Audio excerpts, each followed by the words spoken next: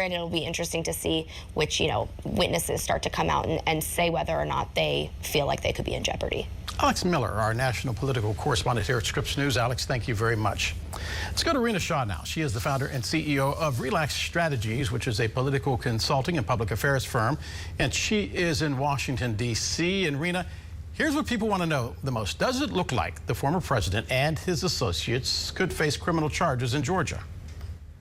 Well, good evening, Del. I think what happened today and what we know up till now tells us that the legal implications are yet to be seen about everything that's transpired between Trump and Georgia authorities. And authorities, we talk about people who are tasked with elections and of course, what all this means when you convene, whether it's private citizens or members of law enforcement, to hold a former president to account. We're really in the wild, wild west here. But the political implications here could be really great.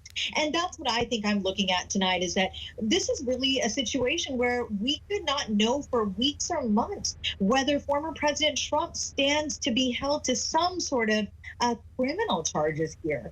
We all know the calls he made to Georgia authorities, Raffensperger, were questionable. They had never been done before. No former president had reached out to local or state officials in this manner. But was there something criminal here? Again, this is a major question mark that I just don't think today shared any sort of new evidence for us to take us to a conclusion at this point. Rina, what did you find to be the biggest takeaway from the small materials, the 9 pages that were released by the grand jury? Really nothing new, Del. This is the problem here, is that we keep seeing these documents come out. We keep thinking there's a there.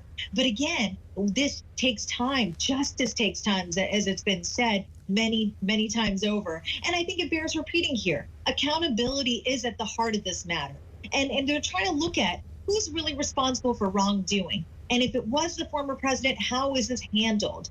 Again, we know so many times over that there was just no evidence of widespread fraud, as former President Trump and his allies kept saying. And also within the House of Representatives, let's not forget, 800 pages came out from the Select Committee on the January 6th insurrection at the end of last year. 800 pages that essentially told us the former president had a role in the January 6th events at the Capitol. Now, what happened in Georgia, is that going to grab the attention of the Republican electorate? Is it going to change their hearts and minds? Is it going to lead to some sort of bigger indictment here? Again, all question marks that we know today, nothing different. Rina, as you pointed out, the grand jury was unanimous. It said no widespread voter fraud. But will that be important when it comes to decide whether or not the former president should face charges? Because I want our audience to listen again to that now infamous phone call to Georgia election officials.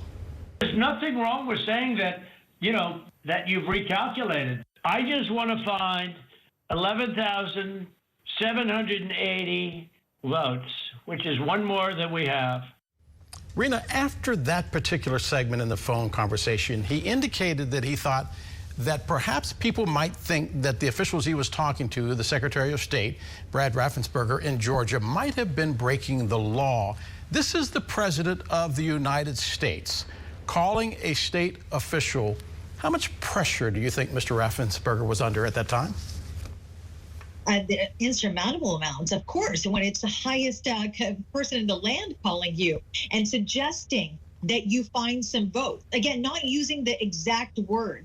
Because I talked to Republican voters about this. I said, listen to the call. You hear with your own ears that he's basically saying, find me the votes, but he's not saying those words. And what I'm hearing from Republicans are saying, well, that's just not what he meant. And we heard that for so many years in the Trump presidency, is that, oh, President Trump speaks a certain way. It's not how previous politicians spoke. And so his words shouldn't be misconstrued. That is what his greatest defenders say. And they will even say that Brad Raffensperger should not have taken his word as sort of authority and acted in a certain manner, which we now know he, of course, didn't.